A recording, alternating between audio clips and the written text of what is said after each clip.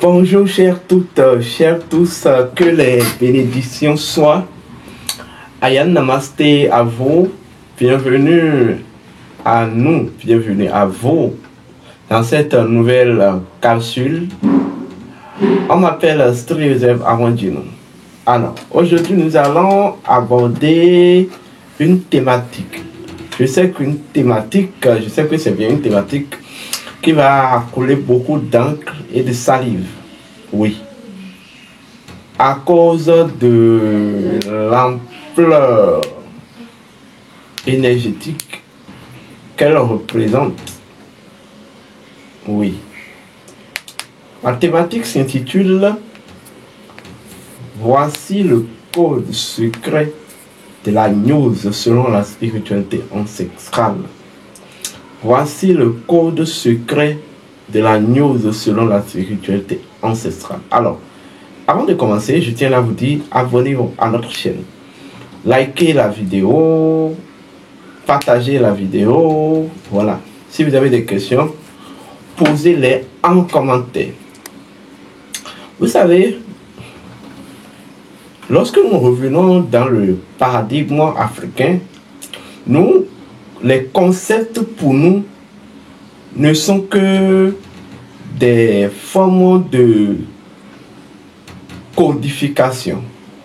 Mais des formes de codification dont le soutènement et les piliers, vous voyez, sont fondamentalement des symboles ou des symboliques. Donc lorsqu'un Africain prend un concept, un Africain en fait éduqué, ouais, je vais dire à la spiritualité du millénaire, prend un concept dans son paradigme.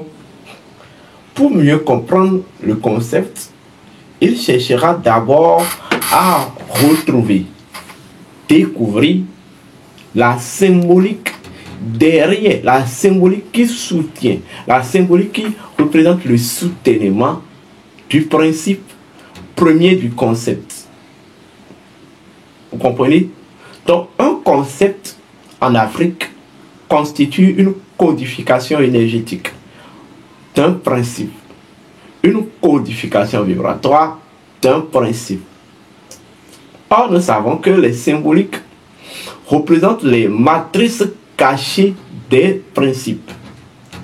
C'est comme si, lorsque nous retournons dans les mythes et légendes de l'Égypte antique, et on prend la légende associée au dieu Atum, il est bel et bien notifié que lorsqu'Atum est apparu dans le Nil ou dans le Nôle, il a dû se servir de la colline de Berben pour point d'apparition, pour point d'ancrage.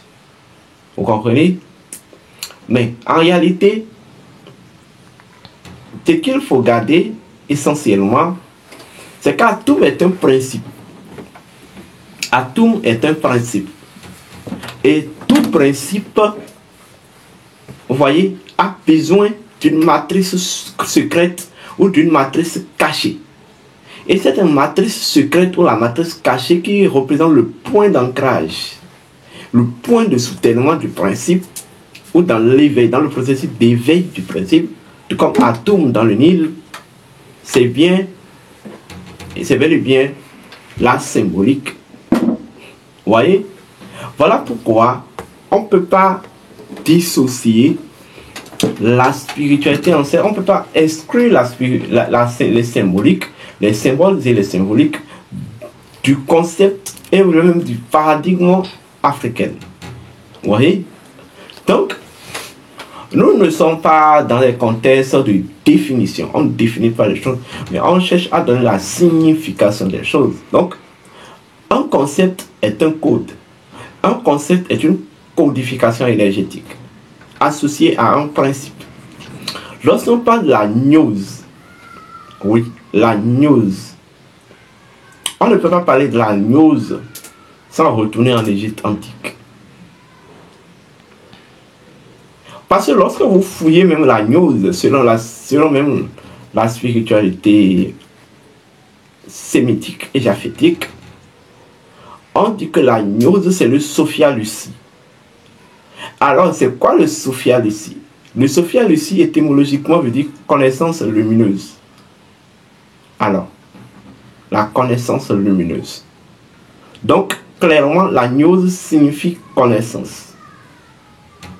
Selon des formes de définition. Mais, lorsqu'on revient dans le paradigme africain, prenons d'abord le mot gnose.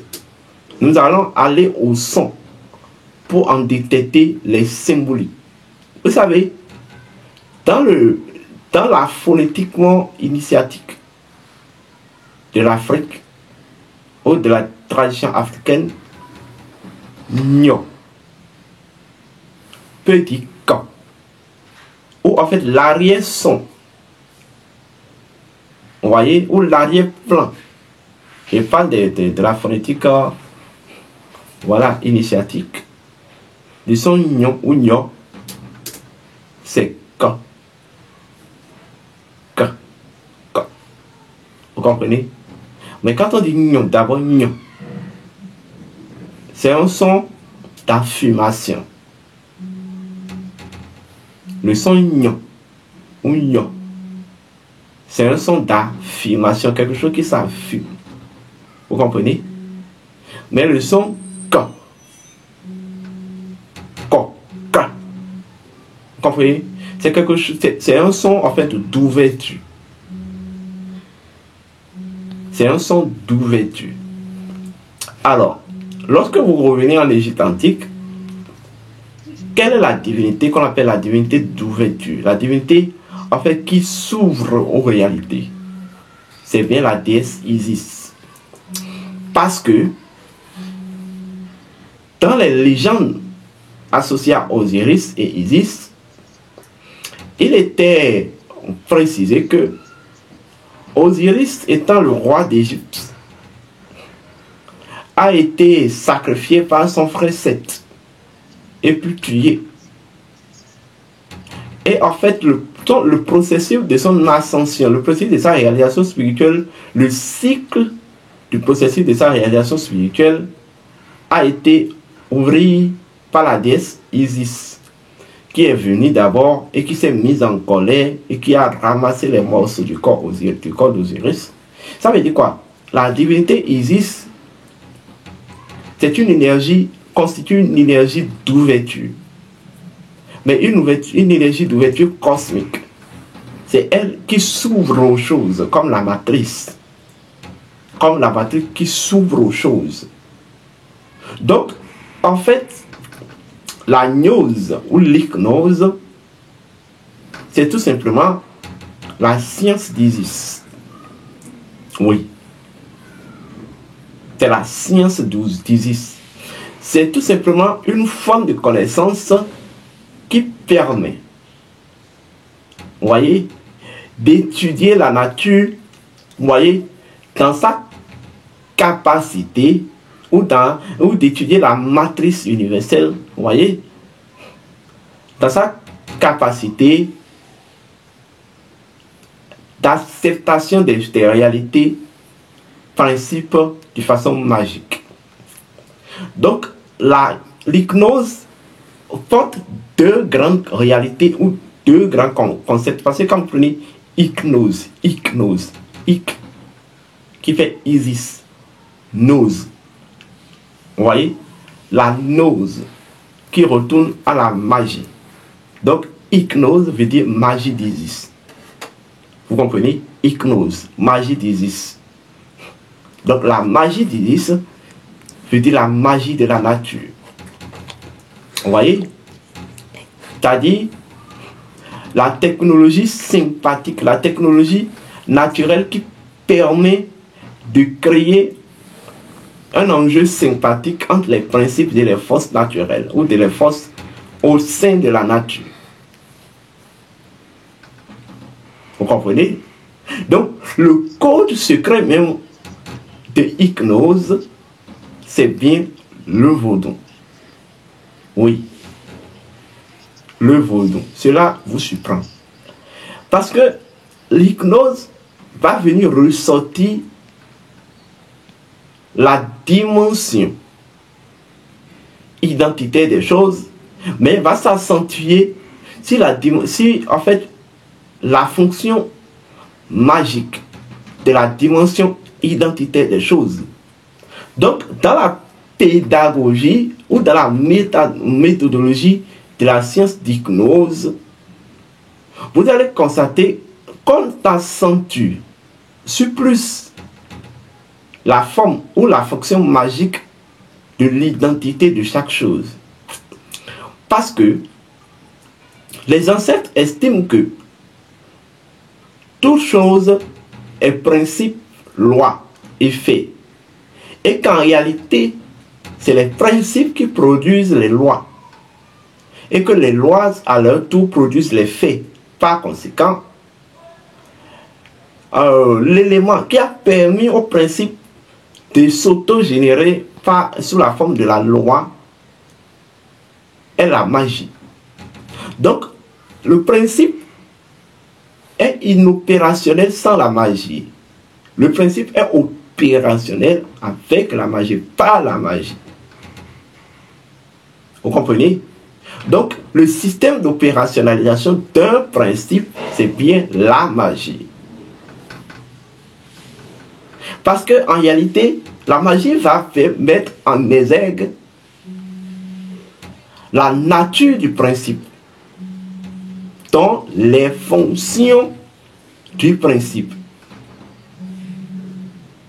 Dans un élan magique, lorsque le principe se retrouve dans son élan magique, il est en parfaite harmonie avec sa propre nature. Voilà le pourquoi on dit la magie, c'est la technologie de l'harmonie. Vous comprenez? C'est la technologie de l'harmonie. Donc, dans l'hypnose, vous aurez à étudier les principes, oui, mais aussi dans leur élan opérationnel que représente la magie des principes. Et le principe premier même de l'hypnose le dit même. Tous les principes sont innocents de par leur nature. Et la divinité qui permet à tous les principes, à commencer par le principe osirien ou le principe Osiris, de révéler leur innocence, c'est bien la divinité Isis. Vous comprenez? Donc, hypnose veut dire la magie d'Isis, la magie naturelle. C'est la magie naturelle qui fait que lorsque vous mettez de l'arachide sous la terre, elle fera le temps qu'elle va faire, mais vous allez récolter de l'arachide. Vous comprenez? C'est la magie naturelle qui fait que lorsque vous mettez du maïs sur la terre, sous la terre, ça fera le temps que ça va faire, mais vous allez récolter du maïs. Oui. La magie naturelle, c'est l'exercice de l'intelligence naturelle. Je répète. La magie naturelle, c'est l'exercice de l'intelligence naturelle. Donc, chaque principe de la nature, vous voyez, constitue ou représente une station à l'intelligence naturelle. Chaque principe est un canevas opérationnel de l'intelligence naturelle. Vous comprenez? Donc, le mode opératoire de l'hypnose, c'est qu'elle est une connaissance. Elle est tout simplement un art qui permet de s'exercer, qui permet aux choses de s'exercer à l'intelligence naturelle. Vous commencez par comprendre. Eh bien oui, c'est ça. Donc, par conséquent, cette forme de connaissance ne peut pas être régionalisée. C'est une forme de connaissance universelle. Oui. Alors, je disais tout à l'heure que le code secret même de l'hypnose, selon notre spiritualité, C'est bien le vaudou, oui. Pour comprendre le vaudou, essentiellement, en termes de codification, il faudrait d'abord que nous utilisons ce qu'on appelle les phonétiques et de la sonorisation. Mais des phonétiques universelles et de la sonorisation symbolique. Lorsque vous prenez la vocalité vaudou, ou lorsque vous prenez le mot vaudou, du mot vaudou se dégagent deux grandes vocalités. Vo, v, vo, dou, d. Donc il y a vo, il y a d. Mais vo. C'est comme si quelque chose qui s'ouvre. Il faut voir ma bouche. Vo. Vous voyez? Vo. Va. C'est comme si. Vous voyez que pour prononcer vo même là, elle a dit vous êtes obligé d'ouvrir vos lèvres. Alors quand il dit do, le son se concentre à l'intérieur. Do. Do. Do. Vous voyez? Ça s'appuie à l'intérieur. Mais va. Ça sort. Le son sort. Vous voyez? Donc, vaudou énonce deux réalités. Une réalité d'ouverture et une réalité de fermeture.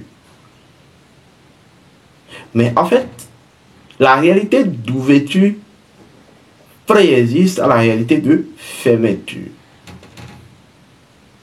Vous comprenez? Eh bien oui, c'est ça l'hypnose. L'hypnose, c'est bien le vaudou. L'hypnose, c'est ce que nous appelons en Afrique le kasudo, le wigwaya kasudo. L'hypnose, c'est le vaudou. Oui. La magie d'ici, la chose qui s'ouvre à l'infini et qui se ferme à l'infini. Le principe du reflux et du flux énergétique. Le vaudou, c'est le champ fonctionnel de la nature. Oui. Le vaudou, c'est le champ fonctionnel de la nature. Parce que le vaudou, en tant que code, vous voyez, retrace le processus d'exercice de l'énergie électromagnétique depuis l'essence naturelle. Vous voyez? Donc lorsque vous prenez l'hypnose, au sein de l'hypnose, vous aurez à étudier les configurations. Vous voyez? Les configurations énergétiques de la nature, les configurations énergétiques et vibratoires de la nature, mais typiquement dans son dans son schéma de fonctionnement. Vous comprenez? Donc, on ne peut pas dissocier l'hypnose du vaudou. C'est impossible. Parce que le vaudou même en tant que principe n'est qu'un canevas. Vous voyez? D'exercice de l'intelligence naturelle. Or, nous savons que l'intelligence naturelle est profondément magique. Et qu'en réalité, la magie, c'est le pouvoir fonctionnel de l'intelligence naturelle. Vous comprenez? Voilà pourquoi, dans le panthéon vaudou, on dit le vaudou, c'est la combinaison des éléments de la nature. Or, qui parle de combinaison, parle de sympathie, dont la magie. Je ne sais pas si vous commencez par comprendre la chose. Je ne sais pas si vous commencez par intégrer la chose. Donc, selon la spiritualité ancestrale, le vaudou est le code secret. Oui. Le code secret de la gnose, qui veut dire hypnose. et qui signifie magie d'Isis. Oui. Et le vaudou, c'est en même temps la capacité d'expansion et de redressement de la nature à l'infini. La capacité d'expansion. Si la nature est une... La nature en tant que conscience, la capacité d'expansion de la nature en tant que conscience, la capacité d'intériorisation de la nature en tant que conscience. C'est toute la base de l'hypnose, ça. Si vous comprenez ça, vous allez comprendre l'hypnose. Au lieu de se mettre là à raconter du n'importe quoi, à citer des concepts que vous ne maîtrisez même pas la symbolique. Voilà, l'hypnose parle de Yod-Ré Vav-Ré. Savez-vous que le Yod-Ré Vav-Ré est profondément un arcane du Fa? Savez-vous ça? Et que c'est bel et bien l'arcane Fumedi. Alors, savez-vous pourquoi on dit que c'est grâce au Yod-Ré Vav-Ré que le champ de la création fut créé? Or, il est bel et bien décrit dans les légendes de la tradition Ifa que Ofu a créé 16 enfants et que les 16 enfants sont repartis en 4 rangées, 4 maisons, 4 grands départements, et que c'est la combinaison de ces 4 grands départements qui ont créé la vie, et je dis la vie et le champ de la création. Vous voyez? Donc, le Yod-Ré Vav-Ré, c'est bien le fou, au Fumedi, le code premier de la création de la vie. Oui. Au Fumedi. Le féminin sacré.